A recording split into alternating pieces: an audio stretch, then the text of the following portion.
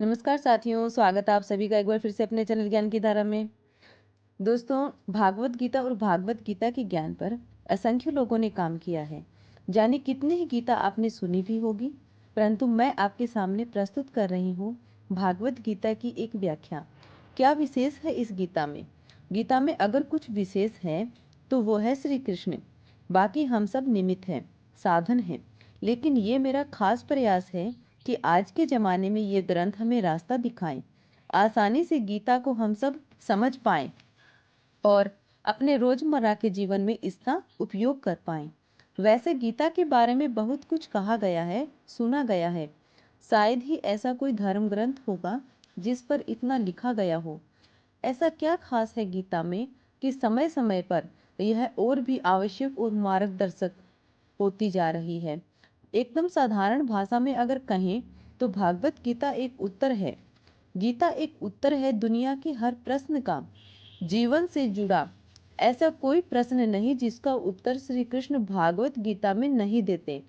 हमारे मन मस्तिष्क में कोई भी शंका, परेशानी, चिंता, किसी भी तरह का आवेग, किसी भी तरह की दुविधा हो, दुनिया के हर धर्म संकट का उत्तर है गीता। भागवत गीता में 18 अध्याय हैं और हर अध्याय में वेदों और उपनिषदों का सार है। इसे आप वेद या उपनिषद समझकर डरिएगा मत। ये मत सोचिएगा कि यह हमारी और आपकी समझ से दूर है। इसके हर अध्याय, हर श्लोक में आप अपने आप को अर्जुन समझिए, क्योंकि अर्जुन की हर शंका, उसका हर डर, हर समस्या वैसे देखा जाए तो हमारी ही परेशानी है और हर परेशानी का हल बता रहे हैं श्री कृष्ण। कृष्ण को सिर्फ अर्जुन का सारथी मत मानिएगा, उन्हें अपने जीवन का सारथी भी मानिएगा। उनके कहे अनुसार अगर हम और आप चलेंगे तो मैं दावे के साथ कहती हूँ कि सारी परेशानियों को आसानी से पार कर जाएंगे। ज्ञान या धर्म या ग्रंथ की बड़ी बड़ी बातें मेरे साथ नहीं होंगी। दोस्तों, यहाँ पर जीवन की प्रैक्टिकल सच्चाइयों और प्रैक्टिकल प्रॉब्लम्स की बात की जाएगी। तो आइए अब हम चलते हैं भागवत गीता के अध्याय प्रथम के सफर पर। दोस्तों, अध्याय प्रथम का महात्म्य हमने पीछे वाली वीडियो में देखा था। आज हम अध्याय प्रथम का हिंदी में अनुवाद देखेंगे। तो चलिए दोस्तों, आशा करती हूँ आप सभी सकुशल होंगे और स्वस्थ होंगे। आज हम गीता के प्रथम अध्याय का विस्तार से वर्णन इस वीडियो में देखेंगे। गीता के प्रथम अध्याय में धृतराष्ट्र उवाच आएगा। चलिए शुरू करते हैं। भागवत गीता अध्याय प्रथम। धृतराष्ट्र बोले, ही संजय, धर्म भूमि कुरुक्षेत्र में इकट्ठे हुए युद्ध की इच्छा वाले मेरे और पांडु के पुत्रों ने क्या किया? इस पर संजय बोले, उस समय राजा दुर्योधन ने व्यूह रचना युक्त पांडवों की सेना को देखकर और द्रोणाचार्य के पास जाकर यह वचन कहा, हे आचार्य, आपके बुद्धिमान शिष्य द्रुपद पुत्र धृष्टद्युम्न के द्वारा व्यूहाकार खड़ी की हुई पांडु पुत्रों की इस बड़ी भारी सेना को देखिए।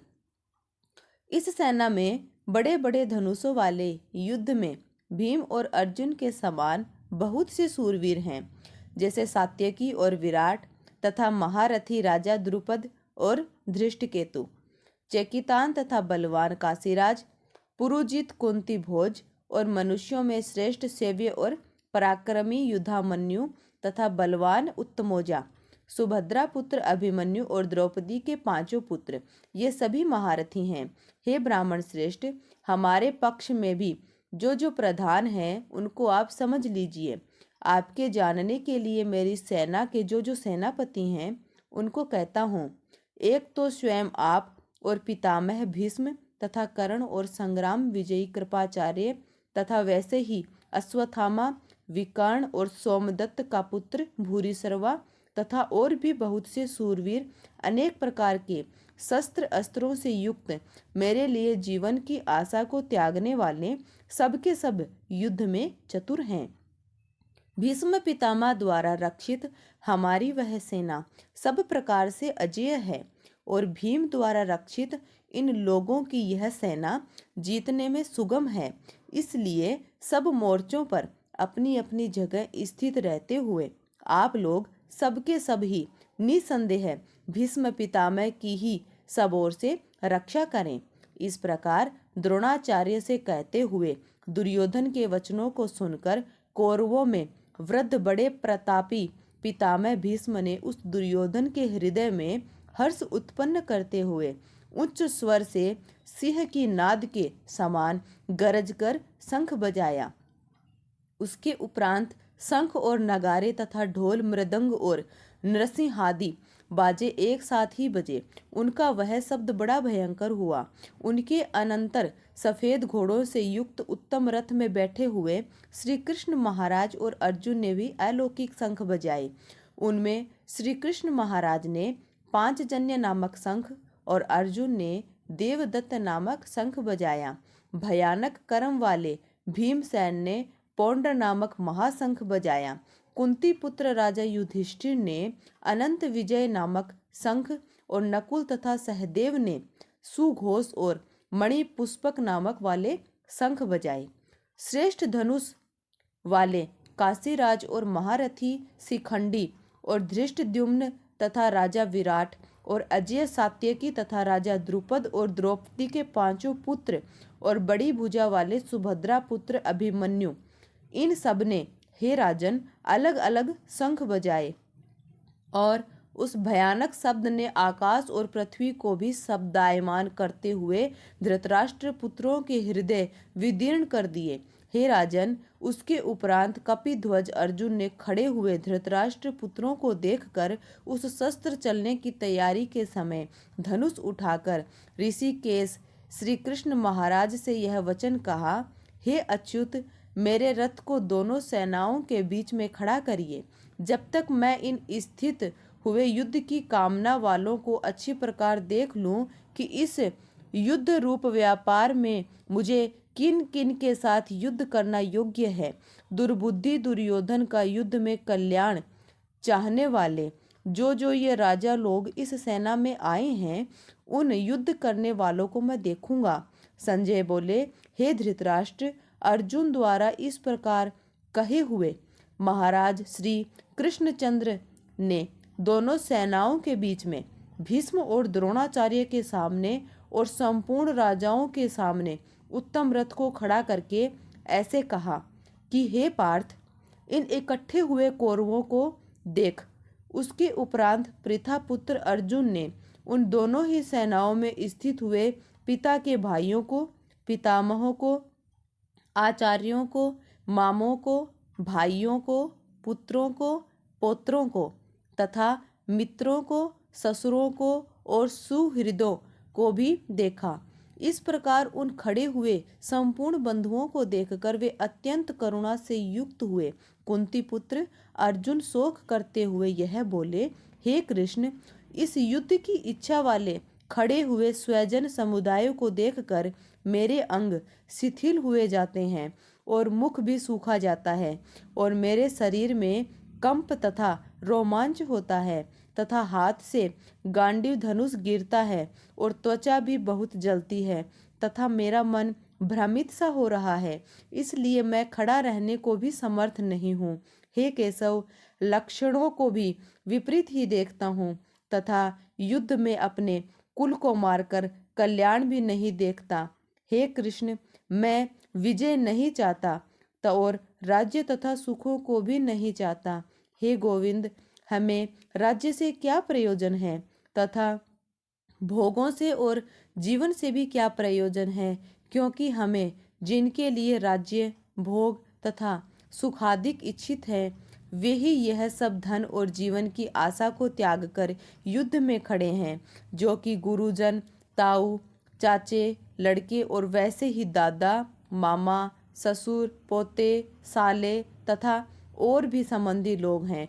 इसलिए हे मधुसूदन, मुझे मारने पर भी अथवा 3 लोक के राज्य के लिए भी मैं इन सबको मारना नहीं चाहता, फिर पृथ्वी के लिए तो कहना ही क्या है।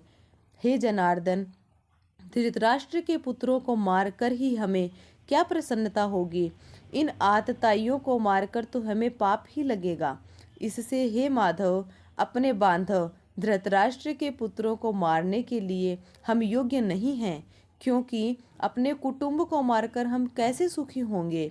यद्यपि लोभ से भ्रष्ट चित्त हुए यह लोग कुल के नाशकृत दोष को और मित्रों के साथ विरोध करने में पाप को नहीं देखते हैं, परंतु हे जनार्दन, कुल के नाश करने से होते हुए दोष को जानने वाले हम लोगों को इस पाप से हटने के लिए क्यों नहीं विचार करना चाहिए, क्योंकि कुल के नाश होने से सनातन कुल धर्म नष्ट हो जाते हैं। धर्म के नाश होने से संपूर्ण कुल को पाप भी बहुत दबा लेता है तथा हे कृष्ण, पाप के अधिक बढ़ जाने से कुल की स्त्रियां दूषित हो जाती हैं और वह वार्ष्णेय स्त्रियों के दूषित होने पर वर्ण संकर उत्पन्न होता है और वह वर्ण संकर कुल घातियों को और कुल को नरक में ले जाने के लिए ही होता है।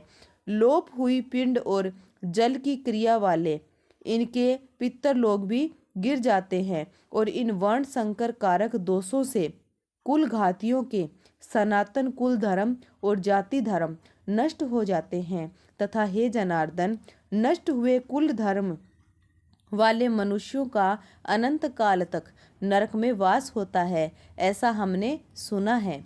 अहो, शोक है कि हम लोग बुद्धिमान होकर भी महान पाप करने को तैयार हुए हैं, जो कि राज्य और सुख के लोभ से अपने कुल को मारने के लिए उद्यत हुए हैं। यदि मुझ शस्त्र रहित न सामना करने वाले को शस्त्रधारी धृतराष्ट्र के पुत्र रण में मारे तो वह मारना भी मेरे लिए अति कल्याणकारक होगा। संजय बोले, रणभूमि में शोक से उद्विग्न मन वाले अर्जुन इस प्रकार कहकर बाण सहित धनुष को त्याग कर रथ के पिछले भाग में बैठ गए। तो दोस्तों, यह था हमारा आज का भागवत गीता का प्रथम अध्याय का सार। अगले वीडियो में हम गीता के दूसरे अध्याय का महात्म्य सुनेंगे। इस वीडियो को आप अपने परिवार के अन्य लोगों और सदस्यों में भी जरूर से शेयर करें, ताकि वह भी इसे सुनकर इसका पुण्य लाभ प्राप्त कर सकें। आप सभी अपना प्रेम, सहयोग और विश्वास इसी तरह से बनाए रखें और कमेंट सेक्शन में एक बार जय श्री कृष्णा अवश्य लिखें और आपके अपने इस चैनल ज्ञान की धारा को ज़रूर से सब्सक्राइब कर लें। जो भी मेरे नए दर्शक हैं, मेरे भाई हैं, माता बहनें हैं, वह चैनल को सब्सक्राइब करके बेल आइकन पर क्लिक करके ऑल नोटिफिकेशन पर क्लिक कर दें, ताकि आपको मेरी ऐसी ही हर एक नई आने वाली ज्ञानवर्धक वीडियो और कथाओं का नोटिफिकेशन सबसे पहले मिलता रहेगा। तो चलिए दोस्तों, मिलते हैं अब एक नई वीडियो में गीता के दूसरे अध्याय के साथ। तब तक के लिए आप सभी को मेरा प्रणाम। जय श्री कृष्णा, राधे राधे दोस्तों आप सभी को।